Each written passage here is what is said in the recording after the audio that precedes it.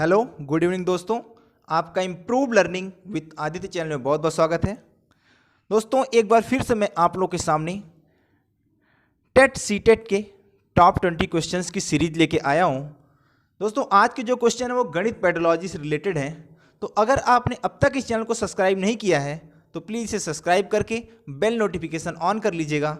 और अगर ये वीडियो आप लोगों को पसंद आती है तो आप इसे लाइक करके अपने दोस्तों में शेयर कीजिएगा। दोस्तों इसके अलावा मैं इस चैनल पे जीएस से रिलेटेड और भी दूसरे जो वीडियोज है उसे अपलोड करता हूं। साथ ही साथ मैं डेली करंट अफेयर्स की वीडियो भी कवर करता हूं। तो चलिए हम आज के पहले क्वेश्चन की तरफ चलते हैं। हमारा पहला क्वेश्चन है कि सांख्यिकी में प्रसारण का विश्लेषण नामक विधि किसके द्वारा दी गई। तो दोस्तों सांख्यिकी में प्रसारण का विश्लेषण नामक जो विधि है वो फिशर के द्वारा दी गई थी। हमारा अगला क्वेश्चन है कि सबसे छोटी अभाज्य संख्या कौन सी है। तो दोस्तों सबसे छोटी अभाज्य संख्या 2 है। दोस्तों जो 2 है वो सबसे छोटी अभाज्य संख्या है या कभी कभी उसे सम अभाज्य संख्या भी कहते हैं। हमारा अगला क्वेश्चन है कि 10 गीतिका नामक गणित के ग्रंथ के लेखक कौन है। तो दोस्तों 10 गीतिका नामक गणित के ग्रंथ के लेखक हैं आर्यभट्ट। आर्यभट्ट बहुत ही महान गणितज्ञ थे। दोस्तों जो हमारा पहला सैटेलाइट था वो भी इन्हीं के नाम से लॉन्च किया गया था। हमारा अगला क्वेश्चन है कि बहुत सारी गणित जानने की अपेक्षा यह जानना ज़्यादा उपयोगी है कि गणितीयकरण कैसे किया जाए, यह किसका कथन है। तो दोस्तों ये डेविड व्हीलर का कथन है कि बहुत सारी गणित जानने की अपेक्षा यह जानना ज़्यादा उपयोगी है कि गणितीयकरण कैसे किया जाए। दोस्तों हमारा अगला क्वेश्चन है कि रेखा गणित को किसके द्वारा एक व्यवस्थित रूप प्रदान किया गया। तो दोस्तों रेखा गणित को ब्रह्मगुप्त द्वारा एक व्यवस्थित रूप प्रदान किया गया। इसके अलावा दोस्तों जो ब्रह्मगुप्त हैं वो शून्य के उपयोग का नियम भी इन्होंने ही दिया है। हमारा अगला क्वेश्चन है कि प्राथमिक कक्षाओं में गिनती सिखाने के लिए किसका प्रयोग सर्वथा उपयुक्त होता है।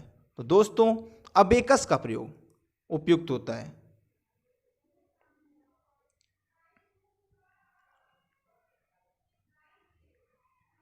हमारा अगला क्वेश्चन है कि जीवन की किस गतिविधि में गणित का सर्वाधिक प्रयोग होता है। तो दोस्तों जीवन की जो आर्थिक गतिविधि है उसमें गणित का सर्वाधिक प्रयोग होता है। आर्थिक गतिविधि मतलब लेन देन, आप कोई चीज़ खरीद फरोख्त करते हो, उन सब चीज़ों में गणित का ही उपयोग है। हमारा अगला क्वेश्चन है कि स्कूली शिक्षा में गणित शिक्षण का वास्तविक उद्देश्य ज्ञान प्राप्त करना नहीं बल्कि शक्ति प्रदान करना है।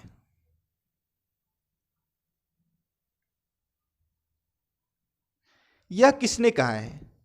तो दोस्तों इसे डटन ने कहा है कि स्कूली शिक्षा में गणित शिक्षण का वास्तविक उद्देश्य ज्ञान प्राप्त करना नहीं बल्कि शक्ति प्रदान करना है। हमारा अगला क्वेश्चन है कि त्रिकोणमिति का जन्मदाता कौन सा देश है। तो दोस्तों त्रिकोणमिति का जन्मदाता भारत है। हमारा अगला क्वेश्चन है कि सूत्र की रचना के लिए सर्वोत्तम विधि कौन सी है। तो दोस्तों सूत्र की रचना के लिए जो सर्वोत्तम विधि है वो है आगमन विधि। हमारा अगला क्वेश्चन है कि ज्यामिति का संबंध किस क्षेत्र से है। तो दोस्तों ज्यामिति का संबंध मापन से है। अगला क्वेश्चन है चतुर्भुज के चारों अंतःकोणों का योग कितना होता है। तो दोस्तों चतुर्भुज के चारों अंतःकोणों का योग 360 डिग्री होता है।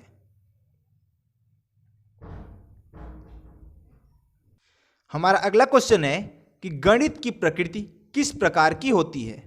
तो दोस्तों जो गणित की प्रकृति है वो तार्किक है अर्थात तर्क से पूर्ण होती है। अगला क्वेश्चन है कि पंचभुज के सभी अंतःकोणों का योग कितना होता है। तो दोस्तों पंचभुज के सभी अंतःकोणों का योग 540 डिग्री होता है।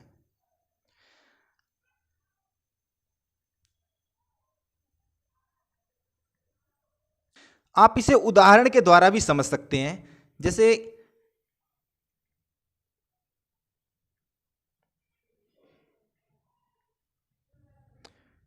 आप इस फिगर में देखिए, अगर हम इसको यहाँ से मिलाते हैं और यहाँ से इसको यहाँ मिला देते हैं जो इसके विकर्ण हैं, तो आपको दिखेगा कि इसमें 3 त्रिभुज बन रहे हैं। या इसके अलावा अगर हम इसको ऐसे बनाते हैं तो इसमें आप देख सकते हैं कि एक त्रिभुज और एक चतुर्भुज बनता है। तो दोस्तों एक त्रिभुज जो होता है वो 180 डिग्री का होता है, ठीक है। तो 3 त्रिभुज को आप अगर उनके सारे कोणों को ऐड करेंगे तो 540 डिग्री ही आएगा। साथ ही साथ अब अगर यहाँ पे देखिए तो एक त्रिभुज एक चतुर्भुज को देखें तो एक चतुर्भुज जो होता है वो 360 डिग्री का होता है और एक त्रिभुज जो होता है 180 डिग्री का होता है। तो इनको भी आप ऐड करेंगे तो 540 डिग्री आएगा। तो दोस्तों पंचभुज के जो सभी अंतःकोण हैं उनका योग 540 डिग्री होता है। हमारा अगला क्वेश्चन है कि ऐसी संख्या जिसे p/q के रूप में लिख सकते हैं, लेकिन जो q है अर्थात जो डिनोमिनेटर है, जो हर है, उसका मान कभी भी शून्य नहीं हो सकता है, ठीक है, कभी भी 0 नहीं हो सकता है। तो ऐसी संख्या कौन सी संख्या कहलाती है? तो दोस्तों इसे परिमेय संख्या कहते हैं। इसके बारे में अगर मैं आपको बताऊं तो दोस्तों अगर मान लीजिए हम किसी भी नंबर को ऐसे लिखते हैं 2/0, तो दोस्तों किसी भी नंबर में 0 से डिवाइड करने पे अपरिभाषित अर्थात अनंत आता है, इसलिए ये जो है परिमेय संख्या नहीं कही जा सकती है।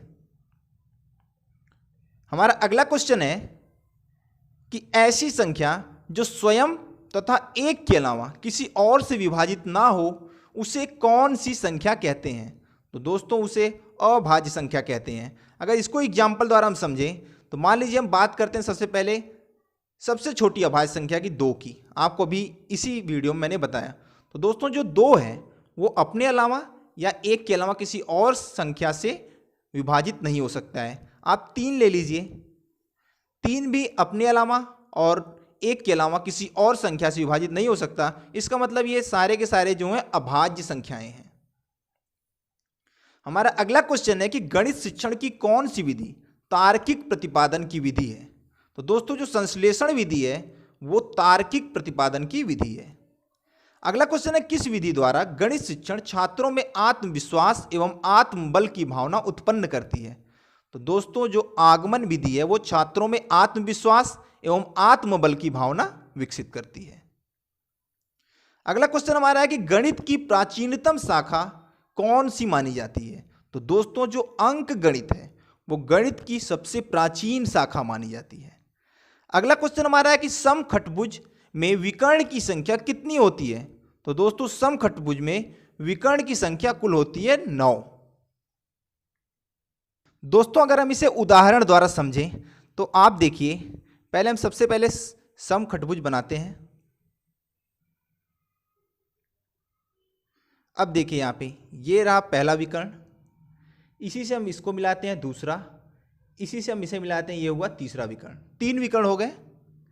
अब देखिए हम इसे लेते हैं, इससे पहले इसे मिलाते हैं, फिर इससे हम ये वाला पार्ट मिलाते हैं, इससे फिर इसे मिलाते हैं, 6 विकर्ण हो गए। अब दोस्तों यहाँ से चलते हैं, इससे इसे मिलाते हैं, इससे इसको मिलाते हैं, हो गया 8 विकर्ण।